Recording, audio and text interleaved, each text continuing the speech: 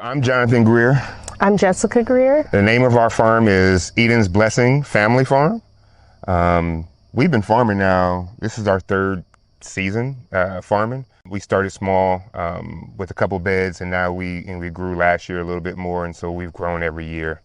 We grow anything from like kales to peppers, tomatoes, herbs. We've got some herb gardens. We have this whole concept of permaculture, this whole respecting and honoring the land, so the land gave back to us as humanity as we gave to the land.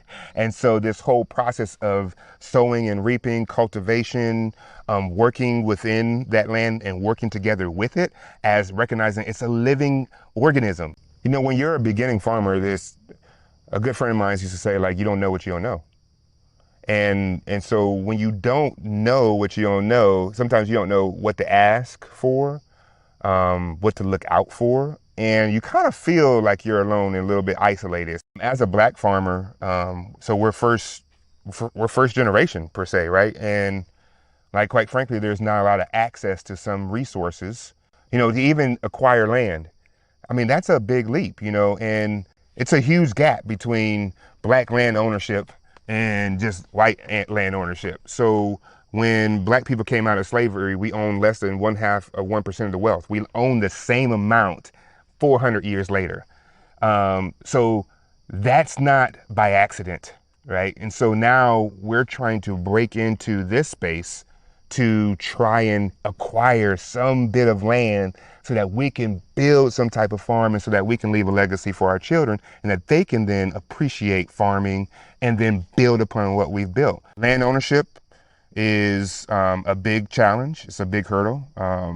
I think access to resources, like even applying for grants and funds through like NRCS or USDA, like we didn't know what to even add to our equip application, right? And so when that's not your space, you just don't know. And then, so now we're on our second year, we're finally going to receive some funds or some resources that we need, that they're going to help us with cost sharing. I think when it comes to like certain, like the equip application, NRCS, people that make those determinations and decisions, they need to also look like the people that want to get in those spaces. And so, those things interest me, to be a part of a committee that makes a determination that knows like, hey, I was a beginning farmer and these beginning farmers need this. Land access is key.